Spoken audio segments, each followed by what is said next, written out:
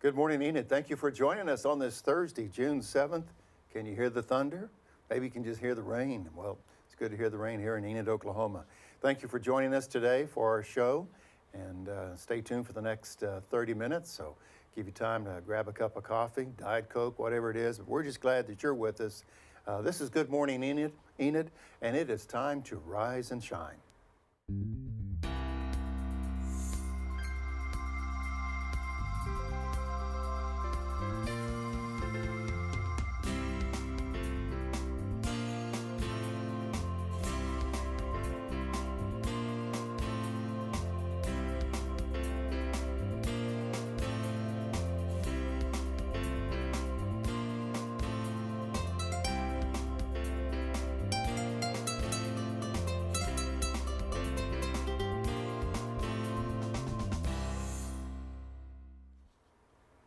Again, good morning, Enid. Thank you for joining us again on this. It's amazing. June 7th, we're off and running, and it's 7:31 on this rainy, and I kind of like the sound of rain. We should be sleeping, right, yes, Sarah? Yes, we should be. Definitely. It's good to hear that rain. Let's look at the current conditions, and then we'll introduce a special guest here to my left. Right now, at 7:31, we've got temperature around 73. It was 77 earlier today, then the rain moved in this morning, so it dropped down to around 73, 74. However, the rain is pushing to the east. We'll look at radar in just a moment, but once the rain continues to move to the east, high today is going to be 93. Humidity will be 100%, and it's going to be hot and humid, and then the low is around 72 degrees, I think, for our low. So, and the 3-day forecast? Well, Steve, our summer temperatures are definitely here. As you can see, we are going to be, it's going to be a pretty hot 3-day weekend. Whoa. So, yeah, get ready for it. Whoa. Let's just jump past Saturday. Of course, Sunday was what, 99? Is that what that was? I don't really feel like there'll be any difference. It's just going to be a really hot weekend. Well, our good friend Erin Savechnik needed to go to, I think, a track meet, graduation. She had some family things to do, and she needed to head out. But our special guest to my immediate left is Master Sergeant Odulia Ashby. Yes. Senior Master Sergeant. Let me give you all the credit you're due. So, Sergeant, welcome. Thank you for being with us today. Absolutely. And the Sergeant is stationed at Vance Air Force Base. Our theme for our show is about 70 years of women in military service in all different branches. We'll talk about that, and the Sergeant Ashby. We'll talk to her in just a few moments, but welcome to the show. Thank you for being with us. Where were you at before you came to Vance? Where were you stationed I was at? in Joint Base San Antonio at Fort Sam Houston. Okay. Yes. Okay, so you came a little bit north. All right. Well, thank you for joining with, and we look forward to our visit here in just for a few moments. It's 7:33, and we always turn to one guy, and that's the bow tie guy, Derek Silas. He has the news and the sports from overnight, and if you're a Cleveland Cavaliers fan, I think your team's in trouble. We may know more about that right now. Here's the Oklahoma Minute with Derek.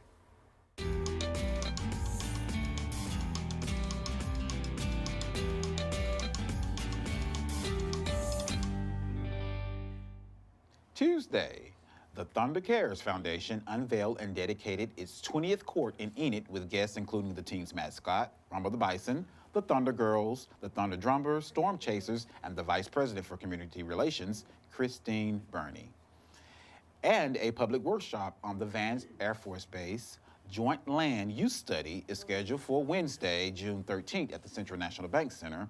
For more information, go to vancejlus.com. And next week will be the Flying Legends of Victory Tour at the Enid Woodring Regional Airport. Here's your chance to tour and fly on a World War II B-25 bomber. For more information, go to flyinglegendstour.com. And in sports, last night was Game 3 of the NBA Finals when the Warriors get another win over the Cavaliers from 110 to 102. The Golden State leads 3-0. Game 4 is tomorrow at 8 p.m. And here's a fun fact. Turner Falls Park in Davis, Oklahoma is the oldest park in Oklahoma. It is also the largest waterfall in Oklahoma. And on this day in history in 1966, former actor at the time, Ronald Reagan, received the Republican nomination for Governor of California. And that's the Oklahoma Minute. Thank you, Derek. It's 7:35 on this Thursday morning, holding steady at 73 degrees. Sergeant Ashby, are you a basketball fan? I am not. I don't You're follow not? sports, Okay. unfortunately, but I'm Well, glad we have a great team here. yeah. Well, a former Oklahoma City Thunder, Kevin Durant, scored 43 points last night for the Warriors. So every time he made a basket, I kept thinking, he used to do that for us. That's not right. He used to do that for us. But anyway, so we kind of skipped through the radar. Sorry about that, folks. If we can bring the radar up, just let you know that that really strong amount of wind and rain that came through the area is kind of pushing to the east slowly. But that's what the radar looks like. Thank you, gentlemen, for putting that up there. But otherwise, once that all moves out, high today is going to be around 93 under a partly cloudy sky.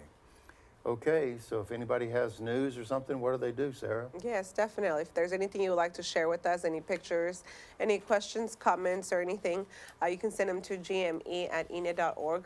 Our hosting cows are always there, faithfully waiting to hear from you. And we'd love to share what you sent to us here on the show. And Aaron is not here this morning. That is correct. But that doesn't mean that we don't have many things going on this weekend.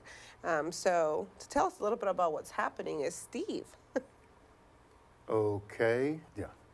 Yeah, well, this is where we really miss Aaron.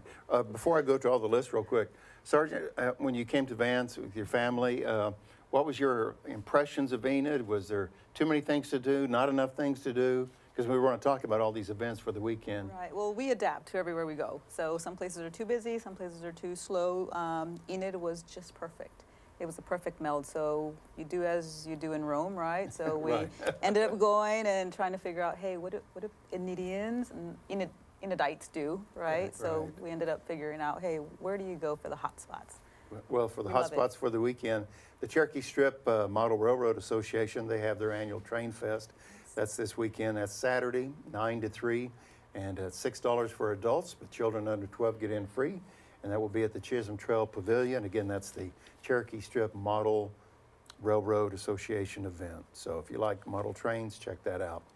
Baseball continues. Connie Mack teams are in town playing baseball. They probably will play later on today after the rain this morning, but that's at the David Allen Ballpark. Last week was the Junior College World Series events, but baseball continues here in the Enid area. The Denny Price Family Y, they're hosting their second annual pickleball event, and that's Saturday and Sunday, and that will be at Oakwood Country Club, so keep that in mind. Also, if you like old cars, such as I do, the Van Buren Cruisers Cruise Night, that's coming up June 15th and 16th. That's a week or so away, and they will be cruising up and down the streets of Enid, and that's always a fun time for everyone to relive the old cars or look at the old cars. And then, let's see, William Shakespeare's Romeo and Juliet, that's going to be on June 22nd, and that's going to be at the gazebo at Governor Springs North.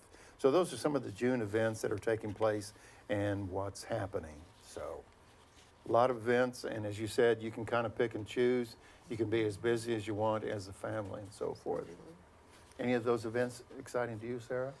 Well, I'm What's going your to be, two-year-old? I'm going to Is be he- very honest. If it's going to be this kind of weekend heat, I may not be doing much. With 100 degrees, yeah, weather kind of dictates that quite a bit. Well, it's 7:38. Thank you for joining us. Good morning, Enid. Again, if you're preparing for the weather, it's not going to rain all day. It's moved out to the east, and will be a warm 93, 94 degrees today. Well, there was an opportunity. Burlington Northern Santa Fe Railroad was celebrating their relationship with communities all across the United States, and they were also celebrating the relationship with Enid. And last week, they were offering a passenger train ride for individuals here in the Enid community. And so we have a little video clip that we want to show you. And when we come back for that, we'll learn more about our special guest, Senior Master Sergeant Odulia Ashby. We'll do that right after this.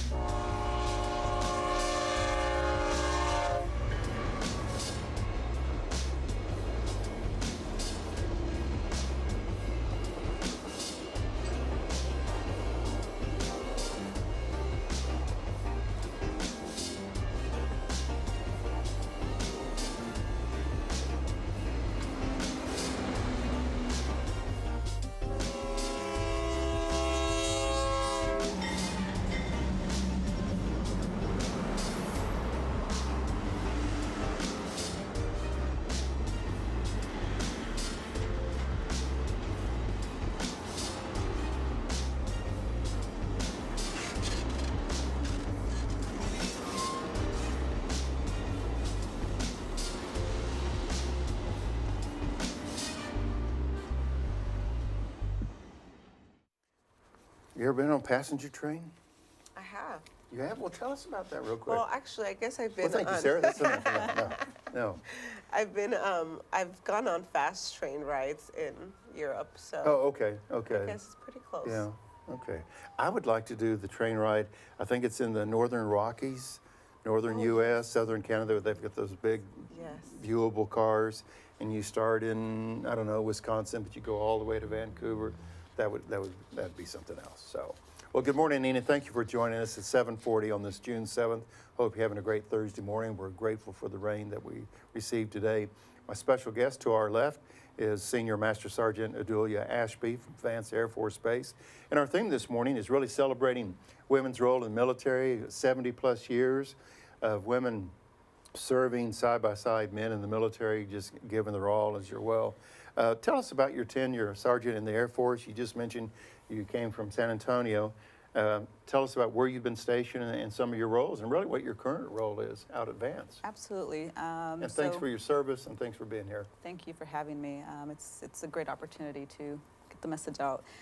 So I started in the Air Force in September of 1998. So I've served 19 years and 8 months so far, and it's been a great experience. I've had unique assignments. So my first duty station was DFAS Omaha in Nebraska, and I was just starting out an accounting technician there in Omaha. That was an interesting position. Then I moved on to White House Communications Agency, where I spent 5 years in Washington, D.C.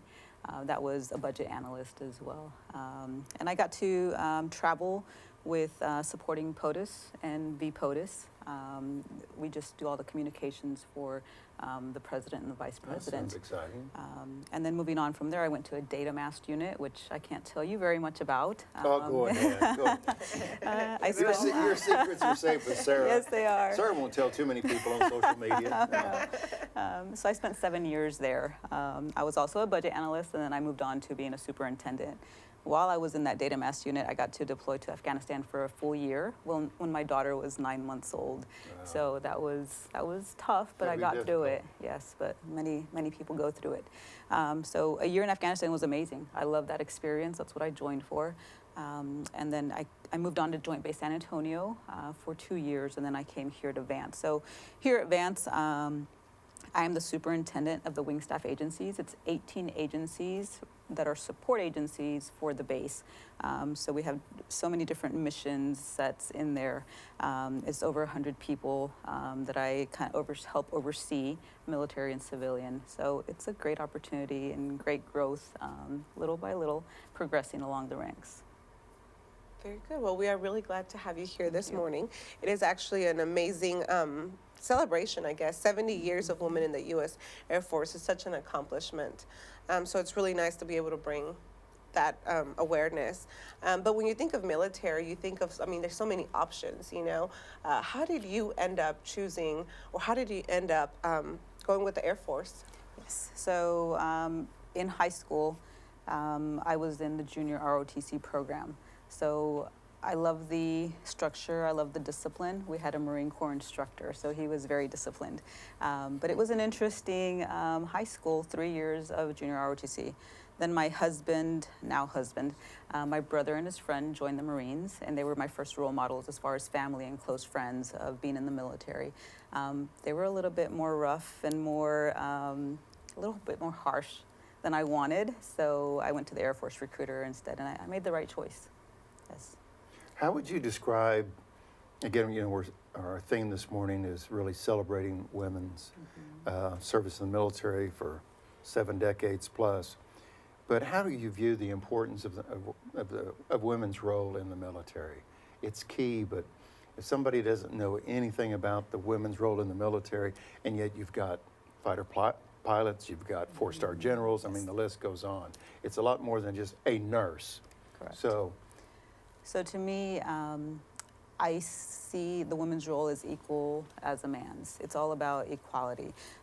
Anywhere else, when you go into the local community, you may still have some sort of issues as far as not being equal. I've never felt that in the military, in the Air Force. So just having a different perspective, a different capability. We think differently sometimes, so we bring something different to the table. So it's very important to have a woman sitting there at the table, giving different ideas, different opinions.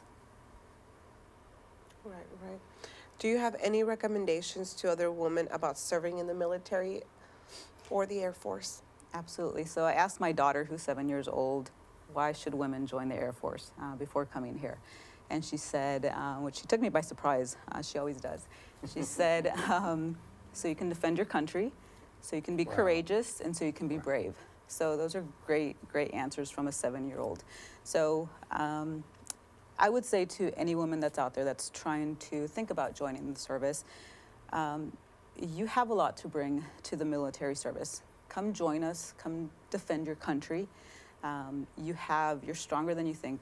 You don't know until you get put into those positions whether you're going to thrive or not, but most likely you will.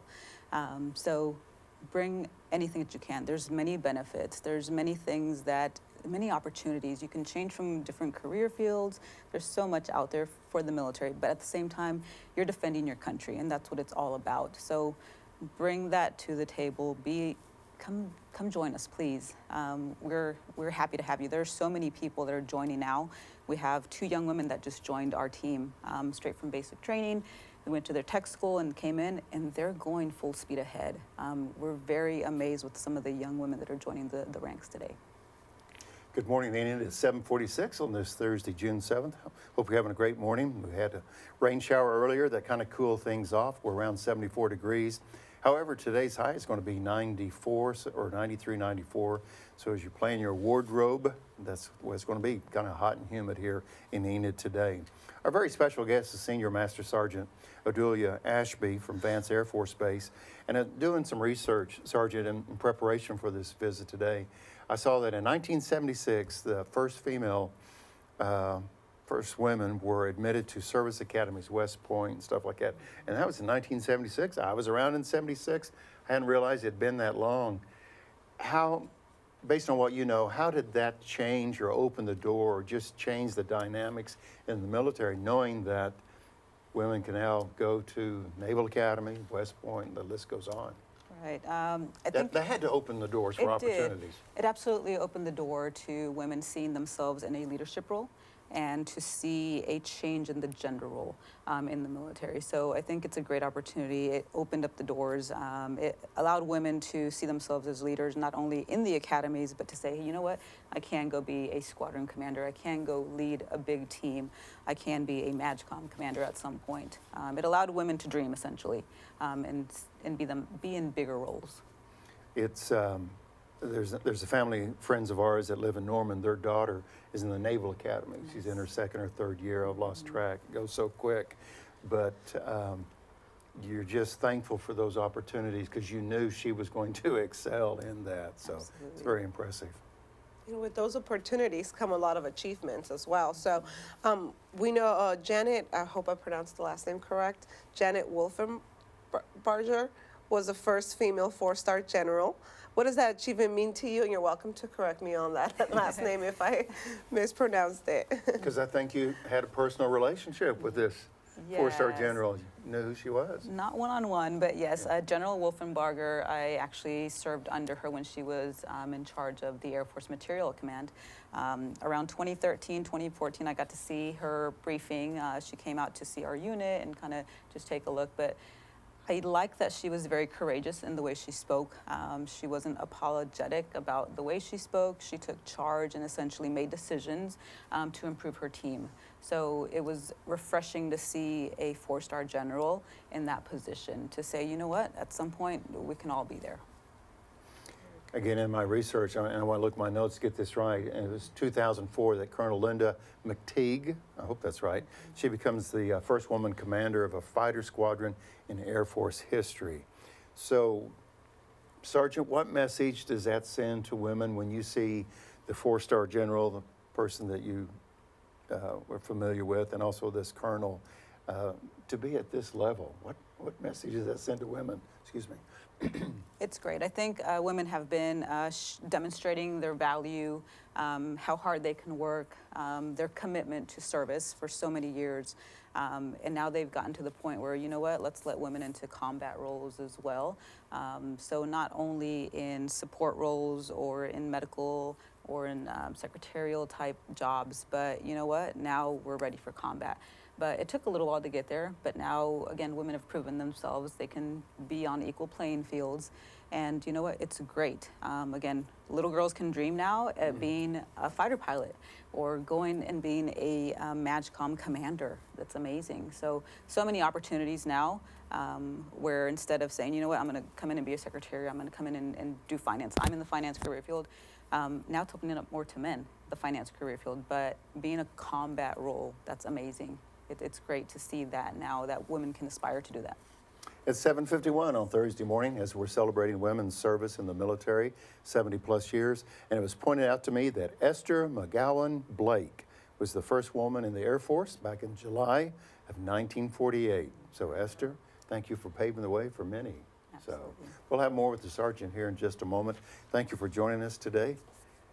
And if you're just joining us this morning, we do want to bring back Derek for the Oklahoma Minute. Thank you, Sarah.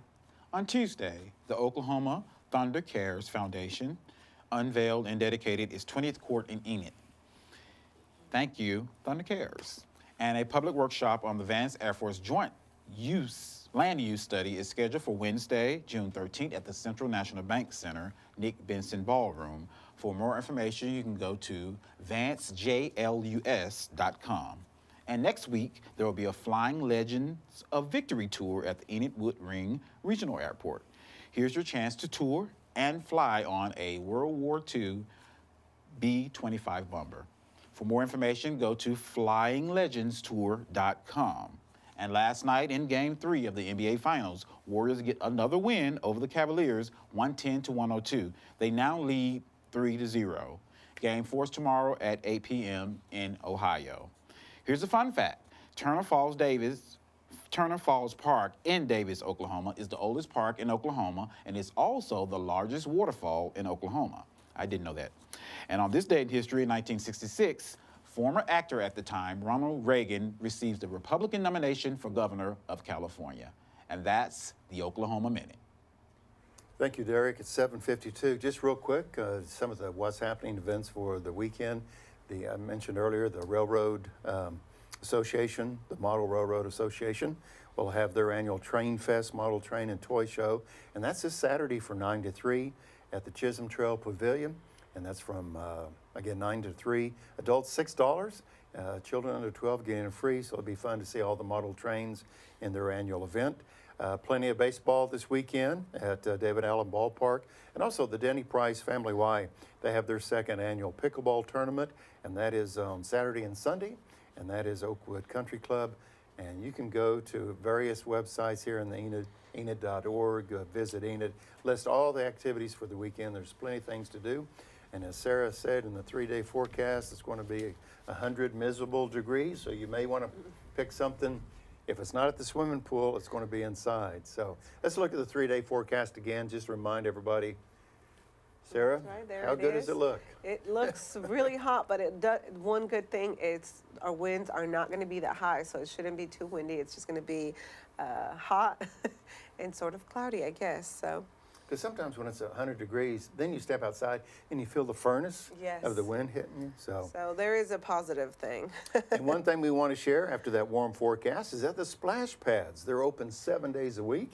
You don't have to worry about the odd and even. Just go and, is the word frolic in the water, in the sun. But anyway, they're open from 10 to 8 each day, so keep that in mind. Good way to beat the heat. And we also like to remind you that the Walk of Fame nominations are now in order for the 2018 Walk of Fame individuals that have made significant contribution to the Enid community and extraordinary achievement. Send your nomination to our city clerk at City of Enid at 401 West Owen K. Garriott. And so nominations are now in order for the 2018 Walk of Fame. We have 38 individuals that we have recognized. If you're able to stay with us 8 o'clock this morning, we have Mark Bays. He's our forestry guy for the state of Oklahoma, talking about trees. There's a picture of Mark. Thank you for putting that up there. Great interview about Mark. Talks about trees that thrive in Oklahoma. Very knowledgeable individual. That's Mark Bays, and that's coming up at 8 o'clock.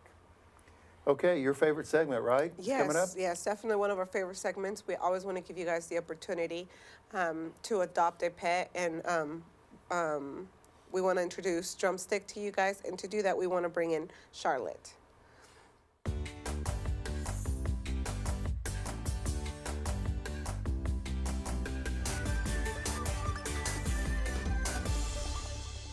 Hi, good morning. Today we have Drumstick. Drumstick is in pen 32, and he is a 2-year-old male pit bull basset hound mix. He's really short and stocky and low to the ground. He likes other dogs, and he likes to cuddle and roll around in the grass. So come by and meet Drumstick today.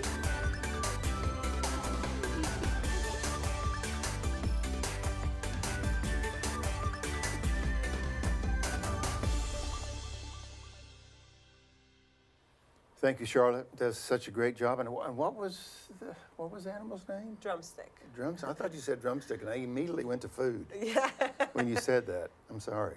me too. Not donuts, but I went with the other kind of food, drumstick. So, again, it's 7:56. Working our way up to 93 degrees. Hope you're getting a rain shower in the area.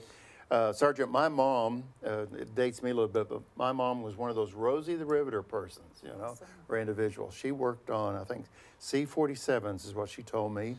And this was, you know, during World War II. That was her, you know, my dad, her husband was in the Navy in the Pacific. She was working on airplanes, keeping them flying, if you will. She was one of those Rosies. If you go to Washington, D.C., you have the opportunity to see a variety of memorials. And the times that I've been to D.C., it just kind of makes you proud to be an American when you see all the memorials. But it's the reminder of the sacrifice that people have made for us to have this freedom. And there's, you were mentioning earlier to me about Women's Memorial. Tell us about Yes, that. there's a women's memorial in Washington, D.C., and I've actually had a chance to visit once. But I just saw a news story recently that the Women's Memorial in Washington, D.C. is trying to register all women that have been in service just to have a registration because they don't know the quantity of women that have served. I think right now they're about up to 200,000 and change, but you have to physically go register, unfortunately, but they are having a call to register. So again, Women's Memorial covers all women that served within the United States service. Okay. We have about a minute left this morning. I was just going to ask real quick, Sarah, you may have a final question. What are the hot opportunities, I mean, the really dynamic opportunities for women in the military? What is trending now? I think right now a lot Is of it the fighter pilots? Yes, right now, and of course here at Vance we train pilots. So what I like to see right now is when I open up the newspaper and I see, you know what, there's a couple of women in there, and it's amazing. But pilots right now for sure, a lot of medical career service is happening. But you also have some of those combat roles where women are interested. So that's what we need. There's a lot of critical career fields that we need to fill right now, and why not women? Well, again, thank you for your service. Thank you for being here today and helping us with our show. And we just appreciate the role that you're playing to as your 7-year-old said, to keep us safe, serve the country to keep us safe. Yes, sir. So, all right, Sarah, take us home. Alrighty, well, I just want to wish you guys all a great day today, and just make sure that you guys have some great plans for this weekend and drink lots of water. Have a great day, and hope you join us next week on Thursday.